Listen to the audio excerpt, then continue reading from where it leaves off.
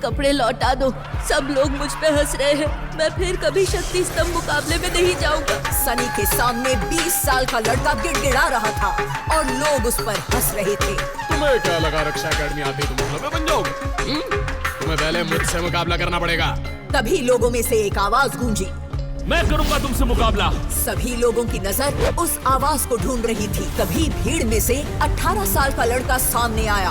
वो मैसेडोनिया शहर के शक्तिशाली शौर्य दल के लीडर का बेटा ध्रुव था, जिसे देखकर सनी जोर से हंसने लगा। बाकी लोग भी हंसने लगे। अरे ये तो इस साम्राज्य के होने वाले भावी सम्राट शक्ति शिरोमणि राजकुमार ध्रुव हैं। इसकी मंगेतर ने भरे दरबार में शादी तोड़कर इसकी हड्डियां तोड़ने की बात की है और ये मुझसे लड़ेगा। ऐसा क्या हुआ था ध्रुव के साथ? क्यों सब हंस रहे थे ध्रुव को देखकर? 2 महीने पहले ध्रुव की मंगेतर लारा जयान ने शौर्य महल के भरे दरबार में हंगामा खड़ा कर दिया था। तुम इतने बड़े फट्टू निकलोगे ये मैंने सोचा नहीं था। कैसे नामर्द हो तुम। एक काम करो, आज से हाथों में ये चूड़ियां पहनो। तमीज से बात करो लारा, तुम मेरे राज दरबार में खड़ी हो, इसका ख्याल रखना। शक्ति स्थान मुकाबले में ध्रुव अपनी शक्तियां साबित नहीं कर पाया, इसलिए लारा को बेहद शर्मिंदा होना पड़ा था। इसलिए गुस्से में आकर उसने दरबार में सबके सामने ध्रुव से शादी तोड़ने की बात की थी। मैंने तो दादाजी से सुना था कि तुम्हारे पैदा होने के बाद महाराज अरेंद्र ने सबको मिठाइयाँ बांटी थी, क्योंकि किसी हकीम ने बताया था कि भविष्य में तुम शक्तिशाली योद्धा बनोगे। लारा की बात सुनकर अरेंद्र ने शर्म से अपना सिर नीचे झुका दिया। महाराज अरेंद्र, पूरे राज दरबार को बताइए कि आखिर ऐसा क्या हुआ जो ये कमजोर निकम्मा लड़का पैदा हुआ। ध्रुव आप ही का बेटा है ना? लारा के सवाल से पूरा राज दरबार चौंक गया। अब राजा अरेंद्र के सब्र का बांध टूट चुका था। जबान संभाल के लारा। अच्छा तो बताओ ना, क्या ये वही लड़का है जिसके बारे में हकीम ने आपको बताया था? रानी माधवी के पेट में सच में आप ही का बच्चा था या? ऐसी क्या बात बताई थी हकीम ने ध्रुव के बारे में? 18 साल पहले की बात है, जब ध्रुव माँ के पेट में पल रहा था। 18 महीने की गर्भवती? ये कैसे मुमकिन है? ये तो कुदरत के नियमों के खिलाफ है। वैद्य जी, रानी माधवी के पेट में पिछले 18 महीनों से बच्चा पल रहा है। मुझे लगता है कि हमें शहर के जाने माने हकीम को इस बारे में खबर कर देनी चाहिए। अगर ऐसा किया तो पूरे शहर में मेरी और शौर्य साम्राज्य की बदनामी होगी। महाराज, ऐसा कुछ नहीं होगा। मैं हकीम को लेकर आता हूँ। शहर का मशहूर हकीम राज दरबार में रानी को देखने आया। आखिर रानी माधवी का बच्चा पेट से बाहर क्यों नहीं आ रहा? महाराज, ये बच्चा किसी साधारण बच्चे जैसा नहीं है, बाकी बच्चों से काफी अलग है। अलग है मतलब? उसको कोई बीमारी है क्या? कृपया जो कोई भी बात है वो हमें सच बताइए। बच्चे को कोई बीमारी नहीं है, बल्कि आपका ये बच्चा दुनिया पर राज करेगा। हकीम की बात सुनकर पूरा शौर्य दरबार सुन्न हो गया। हकीम क्या बोल रहा था ये किसी के पल्ले नहीं पड़ रहा था। मतलब? हजारों सालों में एक ही नक्षत्र ऐसा होता है जिसमें पूरे ब्रह्मांड में सिर्फ एक ही बच्चा जन्म लेता है। परसों अश्लेषा नक्षत्र की रात ठीक 12 बजे रानी माधवी को एक लड़का होगा और वो बच्चा इतना तेजस्वी होगा कि उसे देखकर आप प्रभावित हो जाएंगे। इस लड़के को हराना किसी के लिए भी मुमकिन नहीं होगा। किसी इंसान के पास नहीं है ऐसी शक्तियां जो इस बच्चे में होंगी, और इसीलिए उसे कोई भी पराजित नहीं कर पाएगा। हकीम की बात सुनकर राजा अरेंद्र के खुशी का ठिकाना नहीं रहा। पर तभी हकीम ने आगे एक बात बताई जिसे सुनकर राजा हैरान रह गया। पर कई हाथियों की ताकत जिस बच्चे में होगी, उसको इस धरती पर लाने के लिए रानी माधवी को बड़ी कीमत चुकानी होगी। हकीम की बात सुन राजा के पैरों तले जमीन खिसक गई थी। कीमत? कैसी कीमत? फिलहाल रानी के इर्द गिर्द कई काली शक्तियां मंडरा रही हैं, और वो शक्तियां उनके साथ क्या करेंगी ये आने वाला वक्त ही बताएगा। ये किस धर्म संकट में फंस गया? खानदान को तेजस्वी लड़के के रूप में वारिस मिलेगा, इसके लिए खुशी मनाऊं, या मेरी सबसे प्यारी रानी माधवी पर कोई खतरा आने वाला है, इस बात का दुख? 2 दिन ऐसे ही चिंता में निकल गए। आखिरकार अश्लेषा नक्षत्र की वो रात आ गई। रानी के महल से रानी के चिल्लाने की आवाज शुरू हो गई। महाराज जल्दी चलिए, रानी माधवी की तबीयत अचानक बिगड़ने लगी है।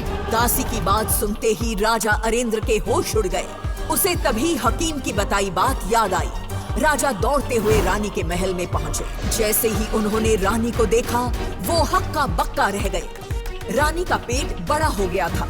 वो दर्द के मारे चिल्ला रही थी। राजा ने एक नजर घड़ी की ओर डाली। रात के 12 बजने के लिए सिर्फ 1 मिनट बाकी था। यहाँ दाई माँ रानी के पेट से बच्चा निकालने की कोशिश कर रही थी और तभी अचानक मौसम ने अपना रुख बदल दिया। तेजी से बारिश गिरने लगी। ये क्या, ठंड के मौसम में बारिश? और तभी घड़ी में 12 बज गए और यहाँ रानी के कमरे से बच्चे के रोने की आवाज आने लगी। राजा ने जैसे ये आवाज सुनी वैसे खुशी के मारे वो कमरे में गया। महाराज, राजकुमार हुआ है, शौर्य खानदान का वारिस, आपका और महारानी का बेटा। दाई माँ की बात सुन राजा की आंखों में पानी आ गया। उसने बच्चे को हाथ में लिया। बच्चे का तेजस्वी रूप देख राजा के चेहरे पर बड़ी सी हंसी आई। तभी दाई माँ ने कहा, महाराज, ये बच्चा हीरे जैसा चमक रहा है, इसका नाम ध्रुव रखते हैं। ध्रुव नाम राजा को भी पसंद आया।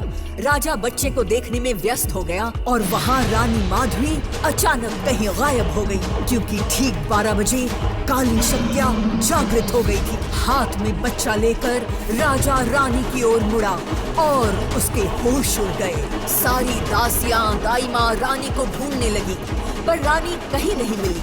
और तभी पीछे से उसी हकीम की आवाज आई। इस तेजस्वी बच्चे ने काली शक्तियों से खुद को तो बचा लिया, पर अपनी माँ को नहीं बचा पाया। काली शक्तियों ने अपना काला जादू रानी माधवी पर इस्तेमाल कर दिया। रानी माधवी जिंदा है या मर गई, उसके साथ आखिर क्या हुआ, ये बात एक राज बनकर रह गई। पर जिस जगह ध्रुव का जन्म हुआ वहाँ रानी की अंगूठी राजा अरेंद्र को मिली और वो अंगूठी राजा ने ध्रुव को रानी के आशीर्वाद के रूप में पहना दी। और हकीम के कहे अनुसार कुछ समय में ध्रुव पूरे ओहान साम्राज्य का सबसे शक्तिशाली योद्धा बन गया और राजा अरेंद्र के बाद गद्दी का वारिस। लेकिन ये बात अरेंद्र के सेनापति और चचेरे भाई भैरवा को रास नहीं आई, इसलिए भैरवा ने गद्दी के लालच में एक गंदा खेल खेला। सेनापति भैरवा, तुम्हारी हिम्मत कैसे हुई सिंहासन पर बैठने की? क्या तुम्हें अपनी जान से प्यार नहीं? हिम्मत? अब ये साम्राज्य भी मेरा, ये सेना भी मेरी, ये लोग भी मेरे और ये सिंहासन भी मेरा। और अब तो राजा नहीं, बल्कि अब तू है मेरा गुलाम। बकवास बंद कर भैरवा, इन मुट्ठी भर सिपाहियों के दम पर कुछ भी मत बोल। आज अगर महारानी माधवी यहाँ होती तो तेरी गर्दन धड़ से अलग हो जाती। महारानी? अरे उसे तो मैं ध्रुव के जन्म के बाद ही मौत की नींद सुला चुका हूँ। तुम्हारे जैसा आदमी महारानी की धूल बराबर भी नहीं है। जरूर तुमने धोखे से या काली शक्तियों की मदद से महारानी को कहीं छुपा दिया है। समझ सकता हूँ अरेंद्र, तू सदमे में है, इसलिए भरोसा नहीं कर पा रहा कि रानी की सांसें अब थम चुकी हैं। भैरवा, तू चाहे जितनी साजिशें कर ले, भूल मत कि तूने यह राज सिंहासन धोखे से पाया है। अरेंद्र, तुम्हारा राजपाट चला गया, पर फिर भी तुम्हारी जुबान चल रही है। जब मैंने तुम्हारी शक्तिशाली महारानी को मार डाला, जिसके दम पर तुम राजा बने बैठे थे, तो अब तुम मेरा क्या ही कर लोगे? भैरवा, मेरा बेटा ध्रुव अभी जिंदा है। वो तुझे तेरे किए की सजा जरूर देगा, क्योंकि वही है इस सिंहासन का असली हकदार। अच्छा, तुम्हारा वो बेटा जो दुम दबाकर जाने कहां भाग गया है, वो मुझे मारेगा? वो तो एक भगोड़ा है। अरे जब तुम्हारी महारानी कुछ न कर सकी तो तुम्हारा बेटा मेरा क्या ही कर लेगा। मेरा एहसान मानो कि अब तक तुम जिंदा हो। जाओ, जाकर अपने बचे हुए दिन कैद खाने में काटो। अगर मुझे गुस्सा दिलाया तो मैं अभी इसी वक्त तुम्हारी जान ले लूंगा। भैरवा ने अपने करीबियों के साथ मिलकर विद्रोह कर दिया और खुद को शौर्य महल का राजा घोषित कर दिया।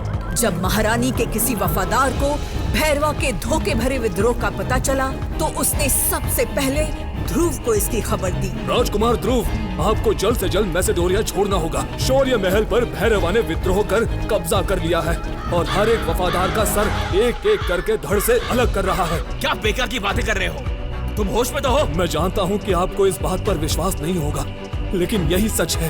आप तो जानते हैं कि मैं महारानी का पुराना वफादार हूँ। मैसेडोनिया के बाहर, पहाड़ों के पीछे, जंगलों में आपको एक मैसेडोरिया का पुराना योद्धा मिलेगा जो आपकी रक्षा करेगा और आपको युद्ध अभ्यास करवाएगा। वो आपको युद्ध कलाओं में अभ्यास कराकर आपको एक शक्तिशाली योद्धा बनाएगा ताकि आप भैरवा से अपना बदला ले सके। लेकिन मेरे बाबा का क्या? उनकी चिंता आप मत करिए। इस वक्त आपका सुरक्षित रहना सबसे ज्यादा जरूरी है क्योंकि ओहान साम्राज्य की पूरी उम्मीद बस आप पर टिकी हुई है। ना चाहते हुए भी ध्रुव को अपना शहर मैसेडोरिया छोड़ना पड़ा। उसने मन ही मन खुद से कहा, भैरवा, मैं जल्दी तेरा काल बनकर लौटूंगा। ओहान साम्राज्य के लोगों, कान खोल कर सुन लो। अब मैं ही हूँ तुम्हारा राजा, मैं ही हूँ तुम्हारा भगवान। भैरवा से अब तुम लोगों को बस एक ही आदमी बचा सकता है, खुद भैरवा। लोग परेशान थे कि आखिर कौन भैरवा के आतंक से उन्हें बचाएगा। उधर ध्रुव जंगलों में दिन रात अभ्यास करके खुद को फौलाद जैसा मजबूत बना रहा था। ध्रुव अब एकलव्य बनने के बहुत करीब था। आखिर वो दिन भी आ गया जब ध्रुव की शक्तियां 10वें सितारे पर पहुंच गई और वो एकलव्य बन गया। अब वक्त आ गया है, मैं वापस अपने मैसेडोरिया शहर अपने लोगों के बीच जाकर उस भैरवा को उसकी किए की सजा दूं और अपने लोगों को उसके आतंक से आजाद करूं। अगले दिन ध्रुव भैरवा को खत्म करने निकल पड़ा। भैरवा ने जैसे ही ध्रुव को देखा वो हंसने लगा। आ गए ध्रुव, कई सालों से मुझे तुम्हारा ही इंतजार था। मेरी ये तलवार कब से तुम्हारी खून की प्यासी है। अच्छा, ये तो तुझे पता चल ही जाएगा भैरवा कि आज किसकी खून की प्यास बुझेगी। ये कहते हुए ध्रुव ने अपनी पूरी शक्तियों को इकट्ठा करके एक आग का गोला भैरवा की ओर फेंका। भैरवा ने किसी तरह तलवार की मदद से खुद को उस गोले से बचाया। ध्रुव ने कई तरह की युद्ध टेक्निक से भैरवा पर हमला किया, पर भैरवा हर बार खुद को बचा ले रहा था। आखिर में ध्रुव ने अपनी तिलस्मी तलवार निकाली। भैरवा, अब तुझे मेरे वार से कोई नहीं बचा पाएगा। आजा बच्चे, एक बार और कोशिश कर ले, आजा। ध्रुव और भैरवा की तलवारें आपस में टकराते ही जोर की बिजली कड़की। भैरवा ने सपने में भी नहीं सोचा था कि ध्रुव उस पर भारी पड़ेगा। आखिरकार ध्रुव ने भैरवा को मौत के घाट उतार दिया, लेकिन मरते मरते भैरवा ने भी अपनी तलवार को हवा में लहराकर आसमान में बिजली उत्पन्न की और आसमान से वो बिजली ध्रुव की अंगूठी में जा समाई। ध्रुव की अंगूठी का रंग नीला हो गया और वो चमकने लगी, जिससे ध्रुव को तो कुछ नहीं हुआ, लेकिन उससे अचानक ध्रुव की शक्तियां कम हो गईं। पल भर में ध्रुव भी खुद को बेहद कमजोर महसूस करने लगा, यहाँ तक कि उसके हाथ से उसकी तिलस्मी तलवार भी छूटकर गिर गई, जिसके बाद ध्रुव वहीं बेहोश हो गया और अपने साथ हुई सारी घटना भूल गया। भैरवा की वजह से सबसे शक्तिशाली ध्रुव अचानक अपनी सारी शक्ति खो चुका था। पिछले 3 सालों से ध्रुव अपनी शक्तियां वापस लाने में नाकाम हो रहा था। इसलिए लारा ने आज ध्रुव के पिताजी के चरित्र पर सवाल करके उन्हें अपमानित किया था। किन ख्यालों में खो गए राजा अरेंद्र, बताइए ना। रानी माधवी के पेट में सच में आप ही का बच्चा था या? लारा के तेवर देखकर ध्रुव गुस्से से लाल हो गया। लारा! ध्रुव लारा की आंखों में आंखें डालते हुए बोला, अब एक और शब्द नहीं। तुम्हें इस रिश्ते को तोड़ना है तो ये जरूर टूटेगा, लेकिन उससे पहले हमारी शादी होगी, एक रात की शादी। उसके बाद मैं तुम्हें तलाक देकर इस रिश्ते को हमेशा हमेशा के लिए तोड़ दूंगा। बताओ, है मंजूर?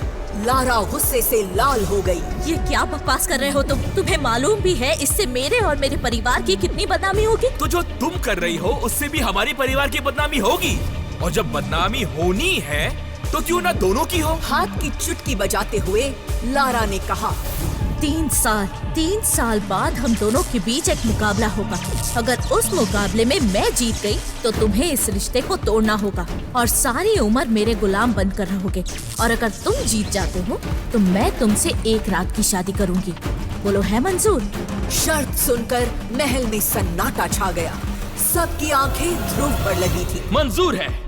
ध्रुव के गुस्से और उसकी आंखों में आत्मविश्वास को देखकर लारा भी एक बार के लिए डर गई और वहां से चली गई। ध्रुव महल से बाहर निकला और वो शहर से बहुत दूर जंगल में बनी अपनी माँ की समाधि के पास पहुंचा। ऐसा क्यों हो रहा है मेरे साथ? मेरी शक्तियाँ कैसी चली गई? इस तरह तो मैं 3 साल के बाद भी लारा से मुकाबला नहीं कर पाऊंगा, और अगर कर भी लिया तो उसे हराऊंगा कैसे? आखिर कैसे? हताश होकर ध्रुव ने अपना सर माँ की समाधि पर रख दिया और रोते हुए कहा, 3 साल बाद सब कुछ खत्म हो जाएगा। अगर मैं अपनी शक्तियाँ वापस हासिल कर ही ना सका तो मुझे लारा का गुलाम बनकर रहना होगा। ऐसा क्या गलत किया है मैंने? कौन से पाप की सजा मिल रही है मुझे? ये कहते हुए ध्रुव अपनी मुट्ठी बंद करके जमीन पर जोर से अपना हाथ पीटने लगा। तभी उसने सुना, रोना बंद करो। ध्रुव ने इधर उधर देखा, लेकिन वहाँ कोई नहीं था। अपनी अंगूठी में देखो। ध्रुव ने माँ की दी हुई आखिरी निशानी अंगूठी देखी। काले पत्थर की अंगूठी चमक रही थी। अचानक अंगूठी से सफेद धुआं निकलकर एक साए की तरह सामने खड़ा हो गया। कौन हो तुम और मेरी अंगूठी में क्या कर रहे थे? उसकी बात सुनकर वो साया मुस्कुराया और ध्रुव के पास आकर बोला, मेरा नाम विदुर है। मैं कई वर्षों से तुम्हारी अंगूठी में सो रहा था। मैं जानता हूँ कि तुम्हें 3 साल में एकलव्य बनकर तुम्हारी होने वाली बीवी लारा के साथ मुकाबला करना है। मुझे ये भी पता है कि तुम्हारी शक्तियाँ क्यों चली गईं। विदुर की बात सुनकर ध्रुव की आंखें फटी की फटी रह गईं। अगर तुम चाहो तो मैं तुम्हें शक्तिशाली योद्धा बना सकता हूँ। विदुर जैसा भूत क्यों करना चाहता था ध्रुव की मदद? ध्रुव क्यों करना चाहता था लारा से एक रात की शादी? क्या विदुर की मदद से ध्रुव बन पाएगा सुपर योद्धा? 3 साल बाद होने वाले मुकाबले में कौन जीतेगा? जानने के लिए अभी डाउनलोड करें पॉकेट FM और सुने रहस्य और रोमांच से भरी एक शानदार कहानी।